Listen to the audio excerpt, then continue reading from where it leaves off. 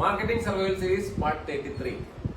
നിങ്ങളുടെ ബ്ലോഗ്സ് അല്ലെങ്കിൽ നിങ്ങളുടെ വെബ്സൈറ്റ് കണ്ടന്റ്സ് ഒന്നും റാങ്ക് ചെയ്യുന്നില്ലെങ്കിൽ, നിങ്ങൾ നിങ്ങളുടെ കണ്ടന്റ് റൈറ്ററിനെ പോയി കുനിച്ചു നിർത്തി ഇടിക്കുന്നുണ്ടെങ്കിൽ, നിങ്ങൾ ആദ്യം മനസ്സിലാക്കേണ്ട കാര്യം നിങ്ങൾ അയാളെ ഗൈഡ് ചെയ്യുന്നതിൽ ഉള്ള പ്രോബ്ലംസ് ആണ്. മനസ്സിലായോ?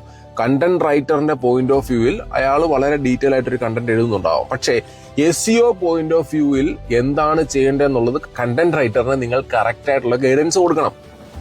ഗൂഗിൾ ഹെൽപ്ഫുൾ കണ്ടന്റ് അപ്ഡേറ്റ് കേട്ടിട്ടുണ്ടോ?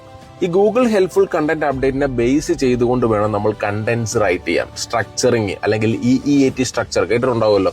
സോ ഇതൊക്കെ എസ്റ്റാബ്ലിഷ് ചെയ്താൽ മാത്രമേ നമ്മളുടെ വെബ്സൈറ്റിന്റെ അല്ലെങ്കിൽ നമ്മളുടെ ഈ കണ്ടന്റ്സ് ഒക്കെ ഗൂഗിളിൽ റാങ്ക് ആവത്തുള്ളൂ. So if you want a detailed step by step guide on how to implement Google helpful content update in your content വേണോ? ഗൂഗിൾ ഹെൽപ്ഫുൾ കണ്ടന്റ് അപ്ഡേറ്റിന്റെ ഡോക്യുമെന്റ് വേണോ? Just Google helpful content update എന്ന് comment ചെയ്യുക. Document ഞാൻ അയച്ചു തരുന്നതായിരിക്കും. Thank U.